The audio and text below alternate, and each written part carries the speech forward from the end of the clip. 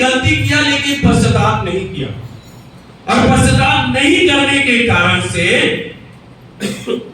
उनके जीवन में परमेश्वर का आशीष आना बंद हो गया।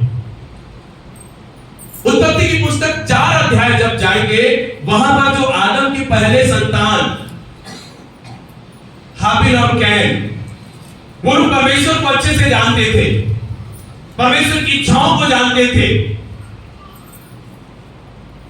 और वहां पर हम देखते हैं कि कैन जो था एक बहुत क्रूरी व्यक्ति बनकर, कठोर व्यक्ति बनकर, एक गुस्सा और जलन में होकर उसने अपने सगे भाई को क्या कर दिया, मार दिया।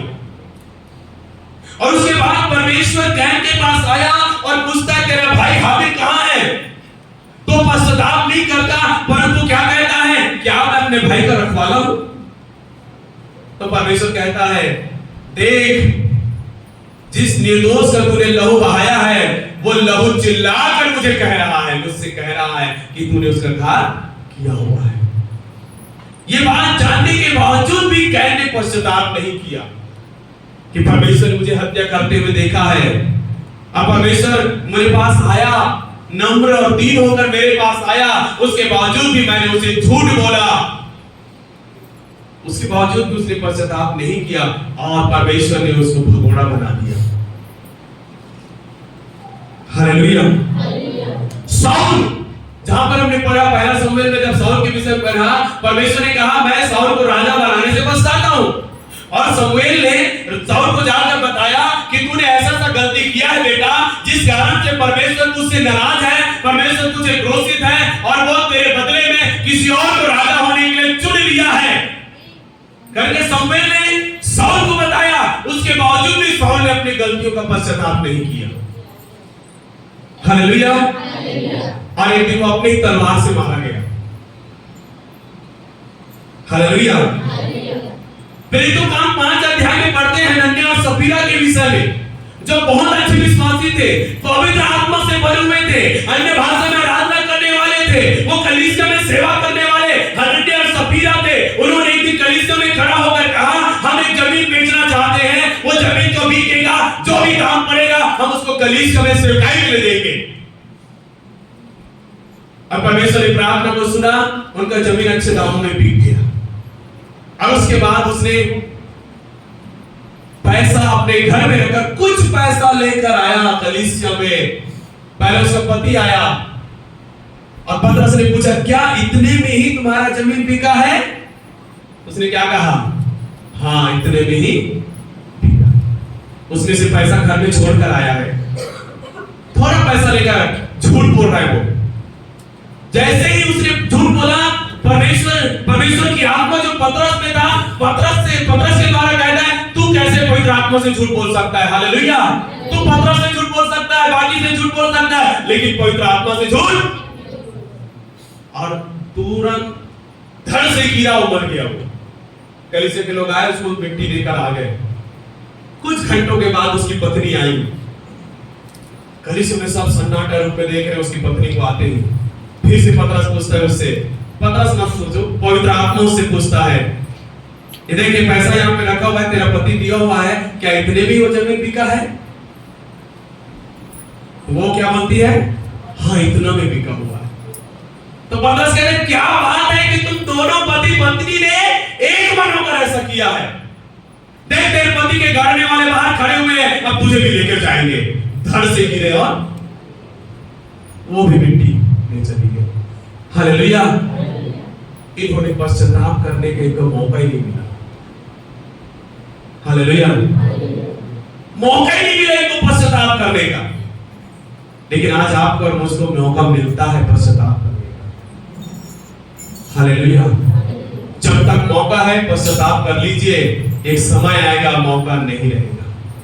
ये तीनों ने, बाइबल में कई सारे लोग हैं जिन्होंने पश्चाताप नहीं किया, इस कारण से वो नाश हो गए। मेरे प्रियो, बिना पश्चाताप के कोई बच नहीं सकता, कोई उद्धार नहीं पा सकता। उद्धार पाना है, बचना है, अनंत जीवन में प्रवेश करना है, तो हमें पश्चाताप करने की जरूरत है। हालेलुया। जो पश्चाताप किया, हम उसके विषय में बाइबल में पढ़ते हैं। दूसरा शमूएल की पुस्तक 12 अध्याय 1 से 13 वचन। वहां पे दाऊद ने पश्चाताप किया। दाऊद जो एक राजा था, उसके द्वारा बहुत बड़ी गलती हुआ कि उसने दूसरी की पत्नी को अपना पत्नी बना दिया और उस पत्नी के पति को मार डाला। बहुत बड़ी गलती, व्यभिचार उसने किया, झूठ उसने बोला, हत्या उसने किया। उसको पता नहीं है कि मैंने ये गलती किया है, एहसास नहीं हो रहा मैंने ये गलती किया है। एक दिन परमेश्वर के दास ने आकर उसको जताया कि तूने ऐसा गलती किया है। हालेलुया। और क्या लिखा है? दाऊद ने तुरंत पश्चाताप किया, उसने तुरंत अपनी माफी को मांगा, परमेश्वर मुझे क्षमा कर। भजन संहिता 51 पश्चाताप की भजन संहिता है, जहां पर दाऊद अपने किए हुए सारे पापों को, गुनाहों को परमेश्वर के सामने कबूल करता है और कहता है, परमेश्वर तेरी अनुग्रह मुझ पर हो, ऐसा ना हो कि तेरी आत्मा मुझसे निकल जाए, तेरी उपस्थिति मुझसे हट जाए, प्रभु मुझे क्षमा कर। पश्चाताप की प्रार्थना किया और परमेश्वर उसको क्षमा किया और वो आगे बढ़ा। हालेलुया। जिसे आज हम यीशु मसीह का पिता के रूप में हम जानते हैं, दाऊद का पुत्र प्रभु यीशु मसीह। हालेलुया। पतरस ने पश्चाताप किया। पतरस ने क्या गलती किया? उसने 3 बार यीशु मसीह का इनकार किया। जब यीशु को पकड़कर लेके गए, सैनिकों ने उनको लेके गए बंदीगृह में, लोगों ने पहचान कर कहा, पतरस तू भी तो यीशु के साथ था। उसने 3 बार मना किया, मैं यीशु को जानता भी नहीं, यीशु के साथ रहा भी नहीं, तुम किसके विषय बात करते मुझे मालूम नहीं है। 3.5 साल रहकर, उसकी रोटी खाकर वो क्या कह रहा है? मुझे मालूम, मैं नहीं जानता उसको।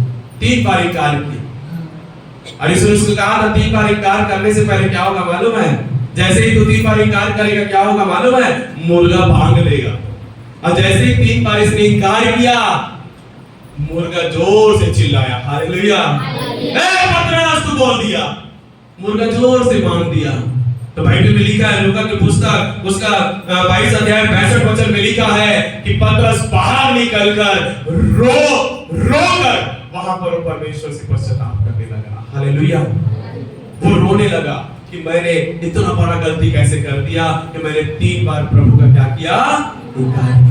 मैंने बोला था, प्रभु मैं तेरे साथ मरने के लिए भी तैयार हूं, लेकिन जब मरने का समय आया तो मैंने उसका इनकार।